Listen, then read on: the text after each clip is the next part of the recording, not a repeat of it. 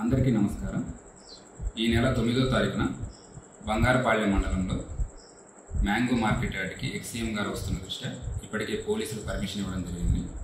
ఉన్న కండిషన్స్ అన్నీ కూడా చాలా క్లియర్గా ఆర్గనైజర్స్కి మరియు వివిధ ప్రాంతాలలో ఉన్న లీడర్స్కి కూడా చెప్పడం జరిగింది.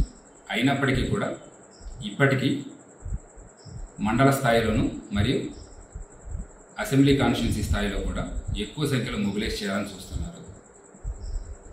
ఫీల్డ్ లెవెల్లో మేము ఇన్ఫర్మేషన్ తీసుకున్న తర్వాత ఇప్పటికీ కూడా సుమారుగా పొంగనూరు నుంచి 4,000 మందిని, పూతలపట్టు నుంచి 9,000 మందిని, చిత్తూరు నుంచి 5,000 మందిని, పలమనేరు నియోజకవర్గం నుంచి 4,000 మందిని కూడా మొబిలైజ్ చేయాలని చూస్తున్నారు. పోలీసులు ఎంతగా చెప్పిన తర్వాత కూడా బైక్స్లో మొబిలైజ్ చేస్తామని అన్ని రకాలుగా ట్రై చేస్తున్నారు. అలానే ఎవరైతే సరే బైకులో లేదా కారులో వెళ్ళే వాళ్ళకి పెట్రోల్ పోయిస్తామని చెప్పేసి మద్యం మత్తు చూపించి అలానే మనీ కూడా ఇస్తున్నారని పక్కా సమాచారం మా దగ్గర ఉంది.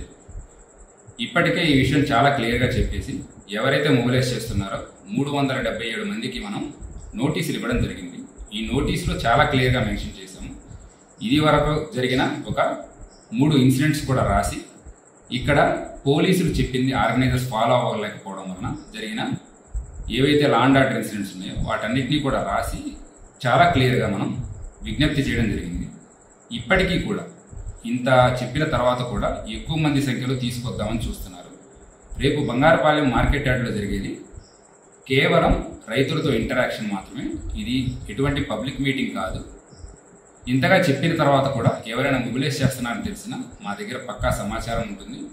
ఏరియా మొత్తం కూడా డ్రోన్ నిఘాలో మరియు కెమెరాల నిఘాలో ఉంటుంది. ఎవరైనా ఎక్కువ మందిని మొబిలైజ్ చేశారని తెలిస్తే వాళ్ళ మీద కేసెస్ రిజిస్టర్ చేయడం జరుగుతుంది.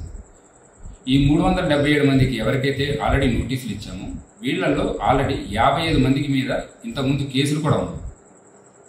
సో రౌడీ షీటర్స్ కూడా కొంతమంది ఆల్రెడీ ఇన్వాల్వ్ అవుతున్నారు. ఆ పక్కా సమాచారం మా దగ్గర ఉన్నది. సో దయచేసి జనాలు ఎవరు కూడా చెప్పిన మాట వినొద్దండి. మీరు సొంత డెసిషన్స్ తీసుకోండి. ఎవరో ఏదో ఆశ చూపించేసి మిమ్మల్ని మొబిలైజ్ చేస్తున్నారు అంటే ఆ మాట వినొద్దు. రేపు ఏదైనా సరే లా అండ్ ఆర్డర్ సమస్య వస్తే అందరూ ఇబ్బంది పడవలసి వస్తుంది. నేను మరొకసారి విజ్ఞప్తి చేస్తున్నాను, లార్జ్ స్కేల్లో మొబిలైజేషన్ చేయవద్దు. కేవలం ఏదైతే సరే పోలీసులు ఇచ్చిన నియమ నిబంధనలు ఉన్నాయో అవి తప్పకుండా ఫాలో అవ్వండి.